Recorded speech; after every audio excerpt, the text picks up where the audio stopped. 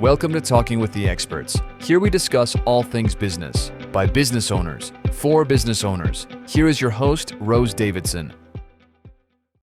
Hello, welcome to Talking with the Experts. I'm your host, Rose Davidson from rosedavidson.com.au. And today I'm speaking with Chris Marr about empowering professional people pleasers to step into their authority. And some of the things we're going to be touching on is how people pleasing undermines authority and expertise, some practical strategies for setting boundaries and asserting authority, and how to reset client relationships for long-term success. Now, Chris is a true expert in client communication and authoritative client relationships. He is the founder of the Authoritative Coach and author of Become Authoritative Coach, Stop People Pleasing, Challenge Your Clients, and Be Indispensable. With over 15 years of experience, Chris has helped client-facing professionals from small businesses to nine-figure enterprises navigate tough conversations, build stronger relationships, and position themselves as indispensable experts. His mission is to help professionals overcome people-pleasing habits, troubleshoot high-stakes client situations, and gain the confidence to thrive. He's also the creator of the People Pleasers Path to Authority Assessment, a tool that helps professionals identify and break free from habits that hold them back. Yes, he's Scottish. He is engaging in his advice, so get ready for his insight, strategies, and actionable tips. I'm really looking forward to speaking with him. Welcome, Chris, to Talking with the Experts. Well, that's great to meet you, Rose. Thanks for having me today. I'm excited to get stuck into all of these topics. I'm not sure if we'll have time to do all of that, but I look forward to seeing where our conversation goes. We'll do our very best. Tell us a little bit about why people are people pleasers. Why people are people pleasers. Yes. Right. Makes them people pleasers. Right. I think there's something about being when we're growing up, right? I think there's just something that, like, I don't know if you've ever heard these phrases when you're a child, like, children should be seen and not heard, and I think throughout life we've been told to be polite, to to kind of dial back our like actual character or characteristics, even to the point where we tell our kids to like fake how they feel, right? So for example, let's say you've got guests coming round for dinner, your cousins or your aunties or uncles, and you say, turn that frown like upside down, like smile like you're pleased to see people. It's like I think we've been sort of ingrained or trained to mask our actual feelings or our actual, like, what we actually want to say or behave, so that we're more polite, more acceptable, more like, do you know what I mean? I think that's what's happening there. And so the people pleasing naturally kind of drips into our professional work as well, where we're supposed to be friendly and nice and fit in and be acceptable. I think that's partly where it comes from. And then there's also like how that narrative then goes into like some element of fear or anxiety or any kind of like awkward feeling about maybe the potential to have some type of difficult or awkward conversation with someone about something that's negative, perhaps, like even just like poor performance or poor quality of work, or recognizing a behavior that's getting in the way of someone's success, or whatever that might be. Even the smallest things can trigger this narrative, which is actually, don't say something. It's rude to speak to people about these things, or what, like, fill in the blank with whatever narrative you're saying. And so what that does is it sort of keeps us silent. We don't say the things that we need to say, or we don't say what we see. And ultimately, it erodes or diminishes our authority as professionals. So I think there's a sort of unlearning that we need to do from the things that we were kind of ingrained into us throughout our life, in order for us to turn up and be a true professional, or step into our authority and expertise that, to ultimately help our clients get the results that they're looking for. Yeah, a lot of us, as you say, are people pleasers in some way, shape, or form. We overcommit to avoid those difficult conversations, and it it does weaken our confidence and it does weaken our business success. But, what are some of those strategies for setting those boundaries that can help us? Yeah, I think you can set yourself up for success here, right? So, I think what I've found is I think there's a really key learning I've seen from both leaders and client-facing professionals, coaches, consultants, is that when we talk about these potentially difficult conversations, even calling them difficult conversations can trigger people's kind of anxiety around it. But these high stakes conversations or discussions we need to have with our clients, they or our team members, if we're leaders, people think that people aren't willing to risk the relationship. That's ultimately it. And they think that if I have this conversation, it's going to push them away. But actually, the opposite's true. What I've found is that the more sort of high stakes conversations or difficult things you've been through with people is actually strengthens the relationship, right? So there's a correlation there, I think, between how many difficult conversations you've had with someone and the strength of that relationship. And so I think we need to see it as our role to actually step into it. And so how do we do that, you're asking, right? So I I talk a lot about like where can we start with this? And I think the first place to start with our clients is how do we set the conditions for success with our clients? So we might call this boundaries, but I call it setting the conditions because really it's a better way of saying this isn't just about me setting my boundaries so I can do my best work. It's us, me and you. If you were my client or a potential client, it's like, what is it that I know based on my experience and the work that I've done, the conversations that we need to have right now before we start the work to make sure that we're set up for success, that your expectations are managed, that you're coming into this with your eyes wide open, and that we have a really good working relationship. A lot of people pleasing can show up here with, oh, I've just signed this new client, they're paying a lot of money, I must get started. And so what we do is we sort of jump right into the work and think that that's what we should be doing. But actually, what we need to do is just slow down a little bit there at the beginning and have these conversations. I talk about there's actually 16 different types of conversations that you should have with your client, kind of as they're signing the deal, as we're onboarding and kicking off, and as we sort of launch into the work. I've got a playbook that goes through all the talk tracks for these 16 conversations, but I can give you a snippet of what they might look like some of the ones that we miss perhaps, right? One of them would be, have you ever worked with a coach before? Or have you ever worked with a graphic designer before? Or have you ever worked with a website development team before?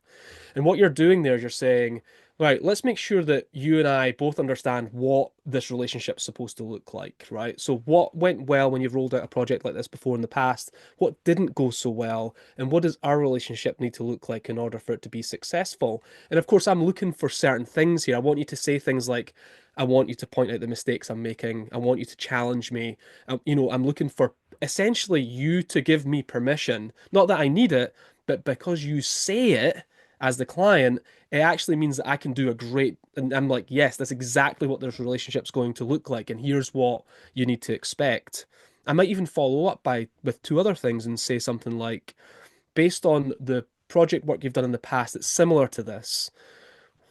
Knowing your culture of your organization or understanding yourself clearly, how could you get in the way here? What could be a reason why we might lead to failure here, right? In other words, what I'm saying is, like, what's culturally within your company could prevent us from being successful here, and how do we get ahead of that? And then I might follow up and just make sure that they truly understand what we're doing here, which is that for 90% of the time of the work that we're doing together, I'm not going to be patting you on the back. I'm going to be pointing out the mistakes that you're making, the things that you're doing wrong, the things that you need to improve. Okay, are we okay with that? And so what we're looking for is like, let's talk about all the things that could go wrong.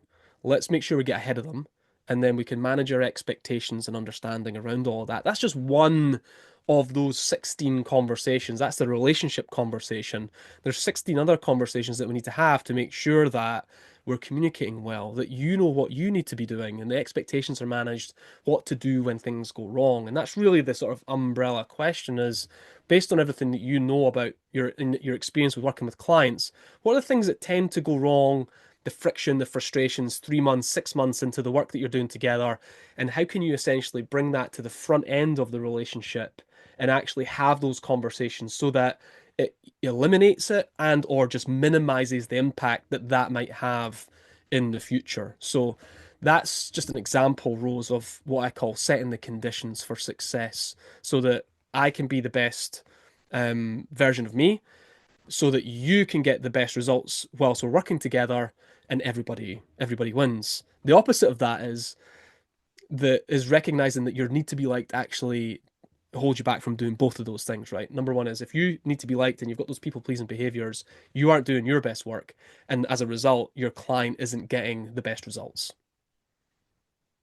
Does that Having help? great conversations, Chris, is really important, I think. And you need to know, the limitations within how the relationship's going to work. So, you need to, I guess, nut out what type of person you're working with or what type of Mhm. organization you're going to be working with. And ultimately, the client needs to know what type of person or organization they're going to be working with. Right. So asking those really great questions is really important. And sometimes it's hard to ask those questions. So how do we get the confidence to do that?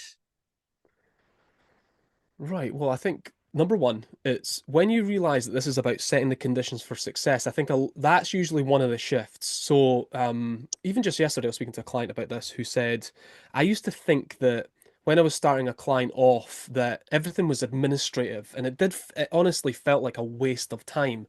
But as soon as I sort of got a different mental framing for this conversation, and it became less about like where things are and how we're going to communicate and became much more about setting the conditions for us to be successful. That was one of the big shifts for him, was just to think, actually, this is a really important period for us, like this moment of truth here before we start the work, that we need to set the conditions for success. And ultimately, there are a lot of problems that come up in the client relationship that are frustrating and do waste of time and slow us down. So if we can get ahead of those. So I think that's the first thing, is like just that mental shift of recognizing that this is actually a really important part of the work, is to set the conditions for success. The and of course, well, where does I think confidence is an outcome of actually doing the work. So when I think about the people I work with, they're all experts at what they do, right? They're all confident in their expertise. But when they want to have these more challenging conversations, these conversations that actually proactively create tension in the relationship to see if we're definitely going to be able to do our best work together.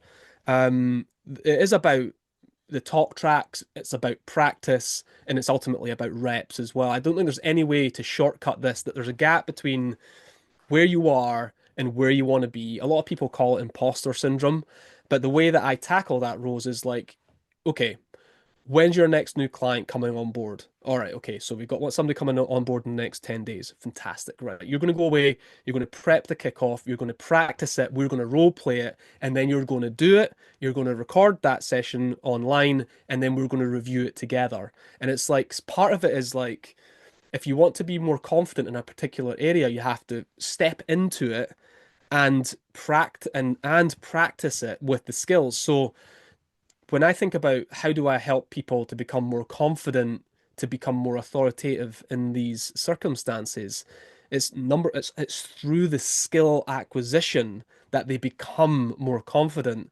And skill acquisition is, let's practice it together. You go away and practice it. You go away and do one. Let's look at it together. Let's improve, and then let's do it again. And it's like I'm almost holding their hand as they walk through acquiring these skills. And it's just like any thing that you do in life where it requires a skill. It could be playing guitar or piano or running or whatever.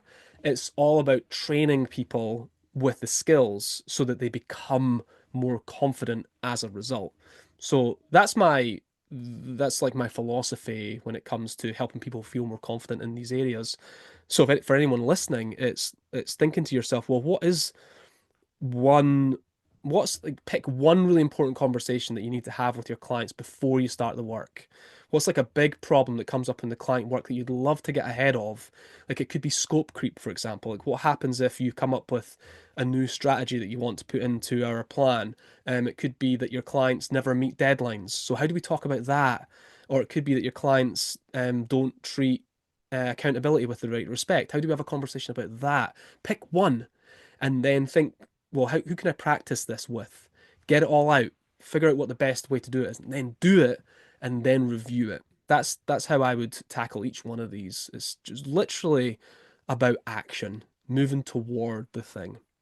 Yeah. So, and when you're first starting out in business, sometimes Hmm. these questions are a bit challenging to ask. I mean, because you're not sure Right. about the order to ask them, or or are you, asking the right type of question? Are you being too, um, it sounds like you're being too bossy or too forceful, or Sure. Okay. prying too much. So, what advice would you Hmm. give people starting out to ask those initial right questions? Okay, so I think this is like like we're going into a sort of meta level here, which is how do you then, so the word that comes to mind is disarm or disarmament. So how do you then set yourself up to actually have this conversation with your client, right? So for example, like I think you're going to become absolutely more confident the more you do it. There's no question about that, and it probably happen a much faster than you think. A couple of thoughts here would be something like, well, first of all, is that I think internally your client having these conversations is immediately going to be a signal to your client that things are going to be different working with you than maybe other professionals I've worked with in the past. They're going to get immediate sense of that. Now, before we start the work, so I might have a talk track around this, like it's really important, critical in fact, that before we get into the work that we're doing together, that we make sure that we're on the same page, that we're aligned on our expectations, and that we're set up to do our best work together. That's really important. Do you agree? Absolutely agree. Fantastic. So what we're going to do over the next 40 minutes is that the focus of or the purpose of the session is to make sure that everything's aligned and our expectations were all on the same page, okay? By the end of this session, we're going to know exactly how we're going to work together and we're going to be set up for success going forward. My role today is to ask questions, to start conversations to make sure that those things are true for us. So, and then once we've had this conversation, we'll get stuck in to the work that we're going to do together. How does that sound? So what I'm doing there is like in my head, I have this structure which is an FOR structure, which is focus, outcome, role. What's the purpose of the session? What's true by the end of this session? And what's my role in this session today? And so really what you're doing there is you're setting that condition or you're setting the rules or the expectation for what's happening right now. And so the value proposition, right? Why is it important that we have this discussion? You might even do like one of my favorite phrases, Rose, is what we don't want to have happen is. So what we don't want to have happen is not have these conversations. We get stuck into the work, and then 2, 3 months from now, we start to get a lot of problems, missed deadlines, things slow down. We don't want that, do we? We want to, we want to be successful. We want to get this work done in a timely way on budget. Now, if we want those things to be true, we have to make sure that we're aligned and on our expectations and what work we're going to be doing. So let's make sure we're set up for success today, and then we can get started. Something like that, right? You might choose different words, you might tackle it differently, but essentially what you're doing is you're giving yourself permission to have this really important conversation with the client, and the way that you phrase it, all the sort of talk track that I just provided there is about helping the client to lean into your process and to not push back or resist it, because ultimately resistance and pushback is actually them not learning. They're not involved in the process, and they're just fighting it. So what you want to do is disarm and then get ahead of problems before they become problems. So that's how I would tackle it from a sort of practical perspective, is to help the client lean into this critical conversation that we need to have. It's really important too to make the prospective client or the client feel absolutely comfortable with the Yeah. conversation that you're having, and to conversation with the whole process. So as long as the process is set out in a like a timeline fashion, there can't be any mistake in how the project's going to be moving forward. Yeah, I think everybody wants to know like where we are, where we're going, and what's next, right? So as long as you can continue to say, here's where we are, here's why we're doing this, here's what's next, and like there's a plan, right? They understand that there's a plan. I don't think so the other part of this is like when you were talking about confidence, was thinking to myself that when you think about these critical conversations at the beginning of a client relationship, there's really two types. There's this sort of statement plus agreement, right? So for example, um, I might say something like, look, one of the challenges that we have when we're working together is accountability. Everyone has a different understanding of what accountability is. So here's what accountability looks like when you're working with me. And I'll tell them what that is, and I say, are we on the same page? We're like, yeah, we're absolutely on the same page. Great. Right. So that's like statement plus agreement. The other type of conversation that we talked about earlier, which is that relationship conversation, is much more what we call a question first approach. So I'm asking a question to get you to tell me what your ideas around this relationship should look like for us to be successful. And then I'm going to manage that expectation around what it actually is going to look like. And so there's those two different types of conversations. And I think if you're nervous about it or anxious about it, I think you really need to make sure you're clear on why these conversations are important. And that's why I think it's important for you as the client facing professional to really believe that the problems that come up in client relationships can actually be prevented by having conversations at the beginning. So, for example, if you have the sense that, or you've had experience where your clients tend to miss calls or miss deadlines or don't seem to prioritize your work, you're like, well, how do I have a conversation with this at the beginning? And it might sound something like, hey, look, one of the things I've experienced is, and what we don't want to have happen here is like a couple of months down the line, you guys get really busy with something else. There's other priorities. I get it. There's lots of distractions. But what I want to make sure here is that we're all making sure that we have the time for this work that we're going to do together. And so, based on my experience, having worked with dozens of clients just like you, what's typically required is a 90-minute block on your calendar every week. And so my challenge here for us today is, before we start that work, I want you all to look at your calendar and tell me, when do you feel like you would have that time to do that work? Once we've locked that in, what would be a reason why you might push that out or not get round to it? So you're really leaning into, you want to lean fully into, what does it look like to truly set the conditions for success for our clients so that we can do our very best work, knowing that every new client is another new opportunity for you to do that even better than you have in the past. So as long as you're bringing on new clients, you're going to continually get better and better and better at this. And once you've done it once or twice, I think once you've bought into the idea yourself, and once you've done it a couple of times, it just, you really get excited about it, right? You get excited about having this conversation and doing. The thing is, you can't expect the client to do this piece. They don't know the work that you do. Like, this is our job to do this, right? And so yeah, I think those are the kind of things I think about. I get excited about talking about it as well, as you can probably tell. But I think it is a big gap in a lot of client facing professionals, work coaches, consultants. They don't do this deep enough, and it does lead to friction and problems in the future, which could be as extreme as clients just, we're done here. We don't want to continue working. It's too much hassle. It's too much work, whatever it might be. And so we need to make sure we have these critical conversations at the beginning.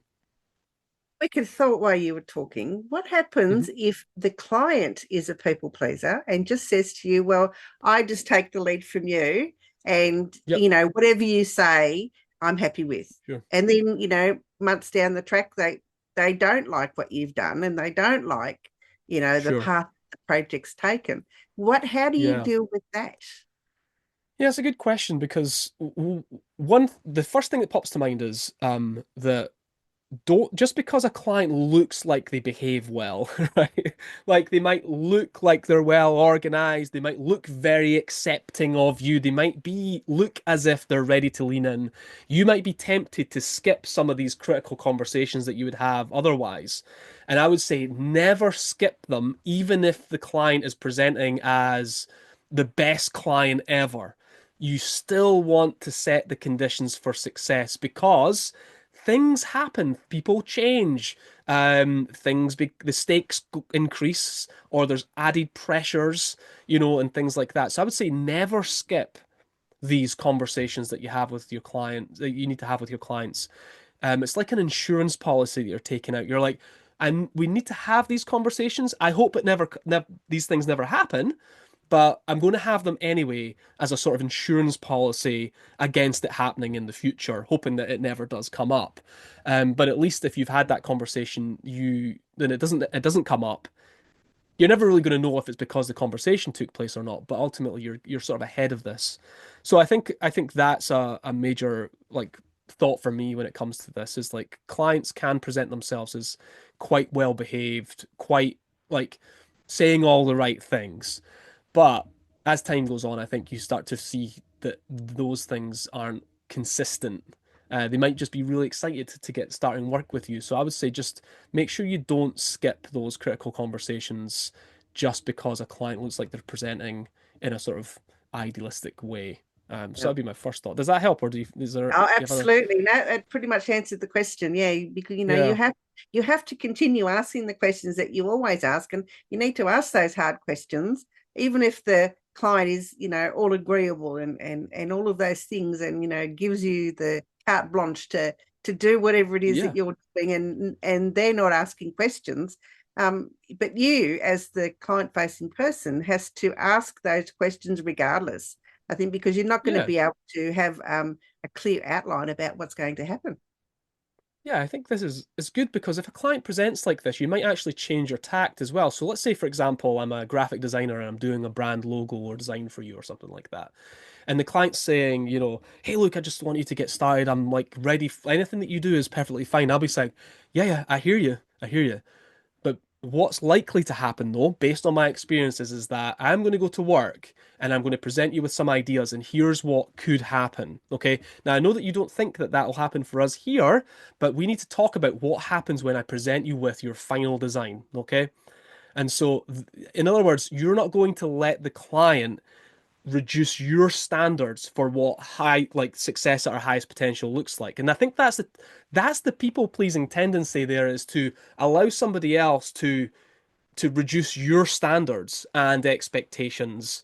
And what we don't want to be is like dragged into other people's like chaotic like way that they work. I've had this sort of debate with other sort of business coaches before where I talk about my clients are coming into my world. And other people will say, but you're going into their world. I'm like, that's not what's happening here. Like, they're coming into my world. Now, based on my experience, I'm more organized than they are. I am many steps ahead on this work because I've done it many more times than they have. I know what we're doing. I know why we're doing it. I know all of that stuff. So I don't want to come into your Asana or Basecamp. I don't want to be treated like an employee, and I don't want to be as disorganized as you. I want you to come into my world and be more organized. I want you to come into my world and communicate more professionally. So I think that as much as we might be working together on graphic design, you're also going to learn how to communicate better. You're going to be more organized. You're going to do better work. You're potentially going to do the best work you've ever done in this area, whatever that might look like. And so I think we teach also implicitly other things to our clients by bringing them into our world, our professional space for doing this work. I think that's sort of like an underlying sort of theme in everything that we're talking about here. Absolutely. No, I really like that analogy. I think that's really great. If you want to find Chris anywhere, you can find him on Instagram at The Authoritative Coach. He's on LinkedIn, Right. The Authoritative Coach, and his website is theauthoritativecoach.com. Tell me a little bit about your score at theauthoritativecoach.com. What is that all about, and what can Sure. people expect? Well, there's two things, right? Instagram's a great place for anybody to go. It's like that's got all my recent videos and stuff like stuff going up there all the time. And also, if you DM me on Instagram, you'll get me, right? So I sort of live on that platform. It's our main platform. The second thing is obviously the book. When you go to the website, you'll see a page about the book, which is the authoritative, Become an Authoritative Coach. And that's a good place to start with some of this practical stuff. People treat it like a handbook.